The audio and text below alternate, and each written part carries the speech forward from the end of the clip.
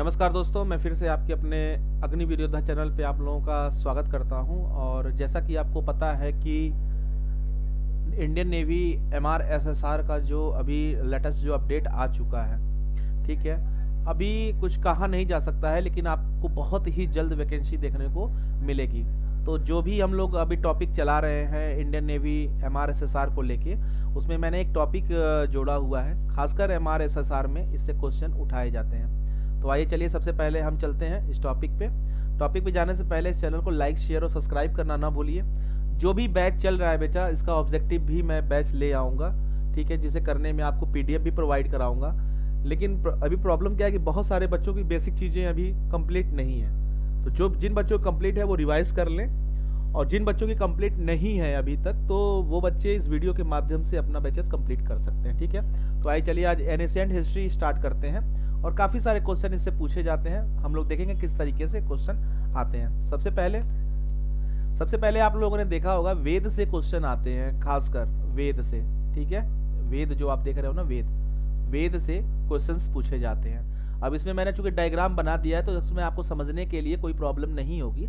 तो वेद के जो संकलनकर्ता या जिसको रचयिता बोलते हैं, रचयिता, ये आप समझ लेना, रचयिता इसको बोलते हैं। इनका नाम था महर्षि कृष्ण द्वैपायन वेद व्यास, ठीक है ना। इनका नाम क्या था? महर्षि कृष्ण द्वैपायन वेद व्यास इनका नाम था। मतलब कि वेद से अगर क्वेश्चन पूछेंगे तो बेटा इससे बाहर से क्वेश्चन नहीं आएगा, ये जान लेना, अगर क्वेश्चन पूछते हैं। हालांकि 1 से 2 क्वेश्चन जरूर पूछते हैं, ठीक है ना। तो महर्षि कृष्ण द्वैपायन वेद व्यास इनका नाम। अब वेद जो होता है बेटा वो 4 प्रकार का होता है। पहला ऋग्वेद, दूसरा यजुर्वेद, तीसरा सामवेद और चौथा अथर्ववेद, ठीक है। ऋग्वेद पहला, दूसरा यजुर्वेद, तीसरा सामवेद और चौथा अथर्ववेद। अब इसमें क्वेश्चन कैसे पूछे जाते हैं मैं आपको अपने वीडियो के माध्यम से बताना चाहूंगा। अब इसमें सबसे पहले ऋग्वेद से क्वेश्चन जो अक्सर SSR और MR एयर फोर्स आर्मी में पूछा जाता है, वो सबसे पहला क्वेश्चन पूछा जाता है कि सबसे प्राचीन वेद का नाम बताइए। निम्न में से कौन सबसे प्राचीन वेद है? सबसे प्राचीन वेद है, ठीक है ना। अगर मैं इसको ऐसे लिख के और आपको ऑब्जेक्टिव कराता तो बेसिक चीजें आप नहीं समझ पाते। लेकिन आप समझिए, ऋग्वेद में सबसे जो पहला क्वेश्चन बनता है, यही बनता है कि सबसे प्राचीन वेद कौन सा है। तो जो ऋग्वेद है वो सबसे प्राचीन वेद है, यानी कि यहाँ मैंने लिखा हुआ है ये वाला कॉलम, ऋग्वेद जो है ये सबसे प्राचीन वेद है, ठीक है ना। अब इसके बाद इसमें ऋग्वेद में मंडल कितने होते हैं? तो 10 मंडल होते हैं। सूक्त कितने होते हैं? 1028। ऋचाएं कितनी होती हैं? 10,462। गायत्री मंत्र का संबंध किससे है? ये भी क्वेश्चन पूछा जाता है नेवी, SSR, MR और एयर फोर्स इंडियन आर्मी में, कि गायत्री मंत्र का संबंध किस वेद से है। तो मैं आपको बताना चाहूंगा कि ऋग्वेद से ही इनका मतलब है। यानी कि आप देख सकते हैं कि ऋग्वेद से क्वेश्चनों की भरमार कैसे लग रही है, ठीक है। यानी कि ऋग्वेद से सबसे प्राचीन वेद ऋग्वेद हो गया, ठीक है ना। मंडल 10 है। गायत्री मंत्र किससे लिया गया है? तो ऋग्वेद से लिया गया है। सूक्त कितने हैं? 1028। ऋचाएं कितनी है? 10,462, ठीक है ना। अच्छा, ऋग्वेद में स्पेशल क्या है? मतलब किसकी, ऋग्वेद पढ़ने से हमें किसके बारे में ज्यादा नॉलेज होती है? तो आर्य के राजनीतिक प्रणाली के बारे में बताया गया है इसमें, ठीक है ना। आर्यों के राजनीतिक प्रणाली के बारे में बताया गया है। ये ऋग्वेद से ही क्वेश्चन अगर आते हैं तो नेवी MRSSR में, हालांकि इससे एक क्वेश्चन बनता है और ज्यादातर यही क्वेश्चन बनता है कि सबसे प्राचीन वेद कौन सा है, तो ऋग्वेद है। अभी हम एक क्वेश्चन, 2-3 क्वेश्चन और बताएंगे, ठीक है। इसके बाद पूछते हैं कि इंद्र, तो ऋग्वेद में इंद्र के लिए 250 श्लोकों का वर्णन किया गया है और अग्नि के लिए 200, ठीक है। तो ये ऋग्वेद से इतने सारे क्वेश्चंस आपको पूछे जाते हैं। इसके बाद आता है यजुर्वेद का। अब यजुर्वेद से, अब वेद चुकी है, क्वेश्चन उठाएंगे। वो ये भी पूछ सकते हैं कि ऐसा कौन सा वेद है जो गद्य एवं पद्य दोनों में लिखा हुआ है, ठीक है। गद्य एवं पद्य दोनों में लिखा गया है, तो उस वेद का नाम कहते हैं, हम उसे कहते हैं यजुर्वेद, ठीक है ना। और इसमें यज्ञ के नियम के बारे में बताया गया है कि यज्ञ कैसे किया जाता है, ठीक है। तो ऋग्वेद का आप समझ गए, यजुर्वेद का आप समझ गए। अब आते हैं सामवेद का। हर एक वेद की स्पेशलिटी है, ठीक है ना। हर एक वेद अपने में एक स्पेशल है। तो ऋग्वेद की स्पेशलिटी क्या है कि इसमें आर्य के राजनीतिक प्रणाली के बारे में बताया गया है। यजुर्वेद का क्या है? इसमें बताया गया है यज्ञ के नियम के बारे में बताया गया। सामवेद क्या है? इसमें बताया गया है संगीत का जनक, संगीत के बारे में बताया गया है। तो और वैसे ही बस इसमें इतना ही। अथर्ववेद में औषधियों का उल्लेख किया गया है। औषधियों के बारे में बताया गया है, ठीक है ना। अंधविश्वास अंधविश्वास इसमें देखने को मिला है अथर्ववेद में, तो अंधविश्वासों का भी विवरण किया गया है, ठीक है ना। 20 मंडल हैं टोटल इसमें, 20 जो है वो मंडल है, और यह सबसे बाद का वेद है। यह जो वेद है वो सबसे बाद का वेद है। तो वेद से अगर बेटा क्वेश्चन अगर आप लोगों के आते हैं तो इतने में से ही आप लोगों के क्वेश्चन बनेंगे, और आप इसको अच्छे तरीके से करिएगा। मैं एक बार फिर आप लोगों को रिवाइज करवा देता हूं ताकि आप लोगों को कोई प्रॉब्लम ना आए। इसमें क्वेश्चन एक पूछते हैं MRSSR, एयरफोर्स, आर्मी, सब में SSC GD, सबसे प्राचीन वेद, सबसे प्राचीन वेद कौन सा है? तो आप ऑप्शन देखिएगा, ऋग्वेद तुरंत मारिए। सबसे बाद का वेद कौन सा है? सबसे बाद का वेद कौन सा है? बाद का वेद अथर्ववेद है, ठीक है ना। तीसरा क्वेश्चन बनता है, ठीक है, कि गायत्री मंत्र का संबंध किस वेद से है? तो ऋग्वेद से है। गायत्री मंत्र का संबंध किस वेद से है? तो ऋग्वेद से है, ठीक है ना। ऐसा कौन सा वेद है जो गद्य एवं पद्य दोनों में लिखा गया है? ऐसा कौन सा वेद है जो गद्य एवं पद्य दोनों में लिखा गया है? तो आप सीधे यजुर्वेद पे इस पे आएंगे, ठीक है। संगीत का जनक किसको बनाया गया है? तो संगीत का जनक सामवेद को बनाया गया है, संगीत का जनक, ठीक है। औषधि के बारे में किस वेद में बताया गया है? तो अथर्ववेद में बनाया गया, ठीक है ना। तो ये जो मैंने अभी 4, 5, 6 क्वेश्चन लिखे हैं, इस प्रकार मैंने काफी सारी किताबें जो हैं, यूनिक पब्लिकेशन, लूसेंट, करतार की जो SSR की आती है, लूसेंट की जो जनरल नॉलेज की आती हैं, और जो बच्चों का रिव्यू लिया जाता है, जो बच्चे बताते हैं, तो इन्हीं में से सबसे जो 2 क्वेश्चन हैं, ज्यादातर यही इसमें से क्वेश्चन आते हैं, ठीक है। तो आप इसको थोड़ा सा डीपली समझने का प्रयास करिए, इसको पढ़िए, ताकि आपको आगे इसमें और मदद मिल सके। अब फिर क्वेश्चन पूछते हैं उपनिषद के बारे में। अगर उपनिषद के बारे में आता है तो उपनिषद वेदों का अंतिम भाग को क्या कहते हैं? उपनिषद कहते हैं। यानी कि अंतिम भाग को क्या कहते हैं? उपनिषद कहते हैं। अब इसमें भी बताऊंगा, ठीक है ना। अब सबसे इसके बाद होती है उपनिषदों की कुल संख्या। पहला क्वेश्चन यही उठ गया कि कुल संख्या, उपनिषद की कुल संख्या कितनी होती है? ये SSC GD का भी क्वेश्चन है, एयरफोर्स का भी क्वेश्चन है, ठीक है। इसके बाद सत्यमेव जयते मुंडको उपनिषद से लिया गया है, ठीक है ना। किस उपनिषद से लिया गया है? सत्यमेव जयते मुंडको उपनिषद से लिया गया है। ये भी क्वेश्चंस बनता है, यानी कि सत्यमेव जयते जो है वो किस उपनिषद से लिया गया है? सत्यमेव जयते, ठीक है। अब मैं आपको इसको ऑब्जेक्टिव टाइप में कराऊंगा बेटा, कोई मतलब नहीं है, आप समझने का प्रयास करो। उपनिषदों की कुल संख्या है 108, और सत्यमेव जयते मुंडको उपनिषद से लिया गया है। सबसे प्राचीन स्मृति का नाम क्या है? सबसे प्राचीन स्मृति कौन सी है? उसका नाम है मनुस्मृति। ये क्वेश्चन है बेटा, ये क्वेश्चन है। आर्मी में भी ये क्वेश्चन पूछा हुआ है, सबसे प्राचीन स्मृति कौन सी है? तो मनुस्मृति है। SSC में भी ये क्वेश्चन पूछा जा चुका है काफी बार का, ठीक है। तो ये उपनिषद से अगर क्वेश्चन आते हैं तो आपको ये जितने भी हैं ये क्वेश्चन आएंगे कि उपनिषदों की संख्या कितनी होती है? तो 108। सत्यमेव जयते मुंडको उपनिषद लिया गया है, और सबसे प्राचीन और प्रामाणिक जो स्मृति है उसका नाम क्या है? मनुस्मृति है। इसके बाद पुराणों से भी क्वेश्चन पूछे जाते हैं। अगर पुराण से है, क्योंकि ये सीरीज चल रही है तो मैं आपको पूरा एंशिएंट हिस्ट्री खत्म करवाऊंगा। तो जैसे पुराण से क्वेश्चन पूछे जाते हैं, तो भारतीय ऐतिहासिक कथाओं का सबसे अच्छा जो क्रमबद्ध विवरण मिलता है वो, यानी कि जो इंडिया के जो हिस्टोरिकल, ऐतिहासिक जो भी हिस्टोरिकल कथाएं हैं उसके बारे में हमें अगर ज्ञान लेना है तो हम पुराण के बारे, पुराणों के जो रचयिता है उनका नाम है महर्षि लोमहर्ष। जो पुराणों के रचयिता है उनका नाम क्या है बेटा? महर्षि लोमहर्ष, महर्षि लोमहर्ष, ठीक है। इसके बाद पुराणों की कुल संख्या जो है बेटा वो है 18। पुराणों की संख्या कितनी है? 18। मत्स्य पुराण सबसे प्राचीन पुराण है। स्मृति में अगर हम आएंगे तो मनुस्मृति का नाम आता है। स्मृति में सबसे जो प्राचीन है वो मनुस्मृति है, और मत्स्य पुराण जो है वो सबसे प्राचीन पुराण है, मत्स्य पुराण, ठीक है ना, मत्स्य पुराण। तो ये वाला जो क्वेश्चन है आप अगर देख रहे हैं मत्स्य पुराण वाला, ये वाला क्वेश्चन ये अक्सर एग्जाम में पूछा जाता है, ठीक है ना। अब इसमें क्वेश्चन 2 बनते हैं। एक या तो पूछ देंगे कि सबसे प्राचीन पुराण कौन सा है, तो मत्स्य पुराण है, और मत्स्य पुराण का संबंध किस वंश से है? तो आंध्र सातवाहन वंश से है, ठीक है ना। तो मैंने एक दो किताबों में से ये लिखा हुआ था तो मैंने इसको उतार लिया, क्योंकि हालांकि सबसे ज्यादा क्वेश्चन जो देखने को मिलता है इन्हीं तीनों से मिलता है, ठीक है। तो इसलिए मैंने कहा है तो बहुत ज्यादा, तो लेकिन फिलहाल आप 108 है तो चूंकि 108 तो होगा नहीं, तो आप इसको विष्णु पुराण का संबंध है मौर्य वंश से, ठीक है ना। मत्स्य पुराण का संबंध है आंध्र सातवाहन वंश से, और वायु पुराण का जो संबंध है वो गुप्त वंश से है।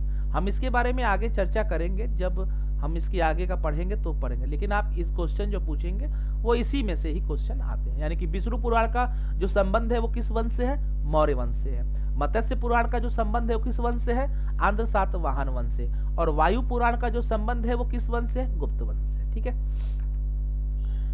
बच्चे एक दो जगह और भी काफी गलती करते हैं, रामायण में कंफ्यूज होते हैं, महाभारत में कंफ्यूज होते हैं, और रामचरितमानस, अच्छा यहाँ पे स होगा, रामचरितमानस में कंफ्यूज होते हैं। तो बच्चों मैं बता दे रहा हूं कि रामायण को लेके, रामायण एक काव्य है, कभी भी कंफ्यूज मत होना। ये क्वेश्चन एयरफोर्स का भी है, ठीक है ना। तो मैं बता दे रहा हूं कि रामायण को लेके कभी भी कंफ्यूज नहीं होना है। रामायण की जो रचना किए थे महर्षि वाल्मीकि जी ने किया था, ठीक है ना। रामायण की जो रचना किया था किसने किया था? संस्कृत वाल्मीकि जी ने किया था। इसके बाद महाभारत की जो महाकाव्य है, सबसे बड़ा महाकाव्य महाभारत, ठीक है ना। महाभारत की जो रचना किए थे महर्षि वेद व्यास ने किया था। किसने किया था? महर्षि वेद व्यास ने। यानी कि रामायण का कौन किया? वाल्मीकि। महाभारत का वेद वेद व्यास, ठीक है। लेकिन रामचरितमानस का जो है उन्होंने किया है गोस्वामी तुलसीदास जी ने, ठीक है ना, गोस्वामी तुलसीदास जी ने। तो बच्चों आप इसको क्योंकि काफी सारे बच्चे रामायण में गोस्वामी तुलसीदास और रामचरितमानस में वेद व्यास इधर कंफ्यूज हो जाते हैं। तो बच्चों एकदम कंफ्यूज नहीं होना है, एकदम इसको डीपली याद कर लो कि रामायण जो है वो काव्य है और उसको वाल्मीकि द्वारा लिखा गया है। महाभारत जो है वो उसको महर्षि वेद व्यास द्वारा लिखा गया है, और श्री रामचरितमानस जो है वो गोस्वामी तुलसीदास जी द्वारा लिखा गया है। अब कुछ यहाँ पे मैं लिख दे रहा हूं, जैसे अर्थशास्त्र के लेखक कौन है? तो इनका नाम चाणक्य भी है, कौटिल्य भी इनको बोलते हैं, और विष्णुगुप्त भी बोलते हैं, ठीक है ना। क्या नाम है इनका? चाणक्य, कौटिल्य, विष्णुगुप्त, ठीक है ना। राजत रंगणी के लेखक है कल्हड़। राजत रंगणी के लेखक कौन है? कल्हड़। अष्टधाई के लेखक हैं पाणिनि। मुद्रा राक्षस के लेखक कौन है? विशाखा दत्त। ये बेटा इसमें से क्वेश्चन एक या दो जरूर पूछते हैं, क्योंकि देखो नेवी, एमआर या एसएसआर, आर्मी जीडी और एयरफोर्स, ये तीनों जो पेपर होते हैं बेटा ये 10th स्टैंडर्ड और 12th स्टैंडर्ड पे होते हैं। तो जो हमारा बेसिक चीज है, ठीक है ना, जो हमारा बेसिक चीजें हैं वो हमें याद जरूर होना चाहिए। तो मुद्रा राक्षस का हो गया विशाखा दत्त। बुद्ध चरित्र कौन लिखा है? अश्वघोष। बुद्ध चरित्र कौन लिखा है बेटा? अश्वघोष। और हर्ष चरित्र के लेखक बाणभट्ट। ये एक इंपॉर्टेंट है बेटा। अगर मैं इसको आप लोगों को ऑब्जेक्टिव टाइप में क्विज करके कराऊंगा तो आपको मजा आएगा, लेकिन बेटा पहले आप इसको याद कर लो, क्योंकि अगर क्वेश्चन अगर लेखक में से आते हैं नेवी एसएसआर में तो बेटा इससे बाहर का नहीं आता है, ये जान लेना, क्योंकि यही हमारा 10th का और 12th का सिलेबस है। मैं एक बार रिवाइज करा दूं, अर्थशास्त्र के लेखक चाणक्य भी ऑप्शन देते हैं, कौटिल्य भी देते हैं, विष्णु, ये तीनों नाम एक ही है। राजत रंगणी कल्लड़, अष्टधाई के लेखक पाणिनि, मुद्रा राक्षस के लेखक विशाखा दत्त, बुद्ध चरित्र के लेखक अश्वघोष और हर्ष चरित्र के लेखक बाणभट्ट। तो ये आपको नाम याद होने चाहिए, ठीक है।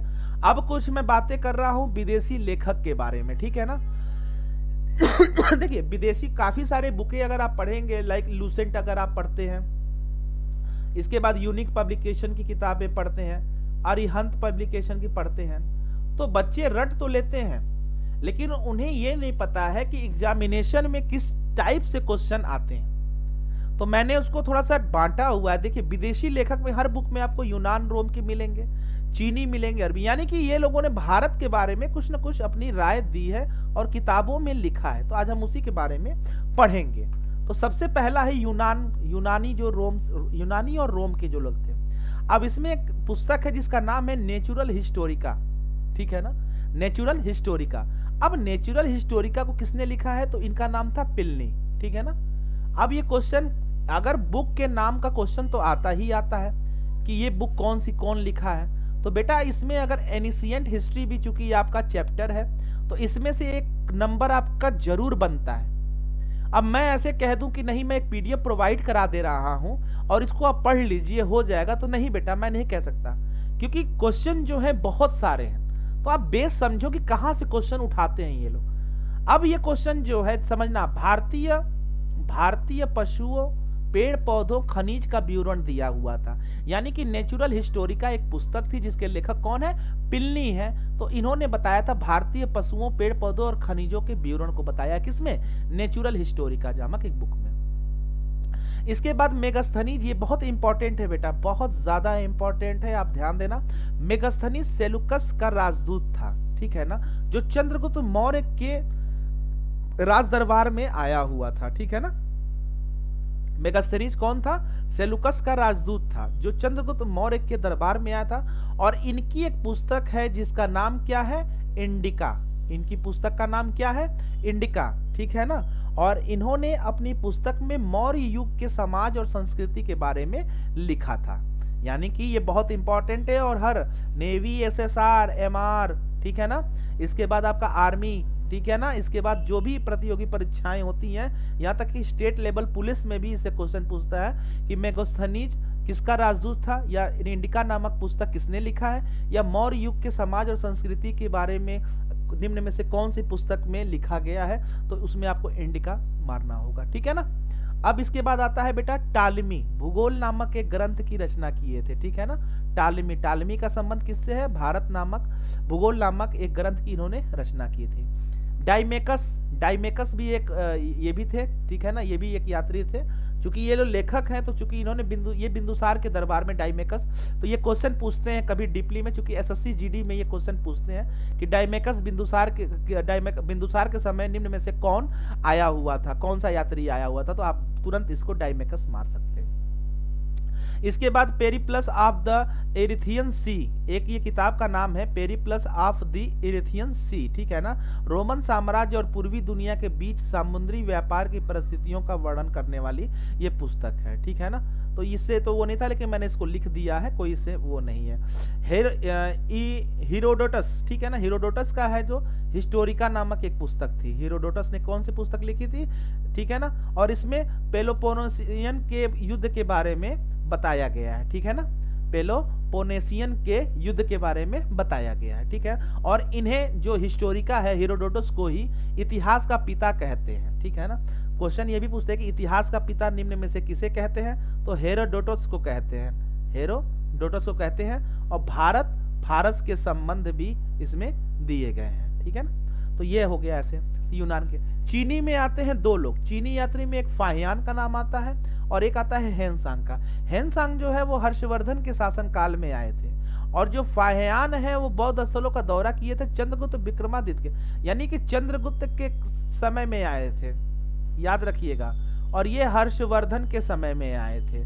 अब क्वेश्चन यहाँ घुमा देता है और बच्चे गलत करके चले आते हैं, ठीक है। तो ध्यान दीजिए, फाहियान जो है वो चंद्रगुप्त द्वितीय के दरबार में आए हुए थे, ठीक है ना। और जो हेनसांग है वो हर्षवर्धन के शासन काल में आए हुए थे।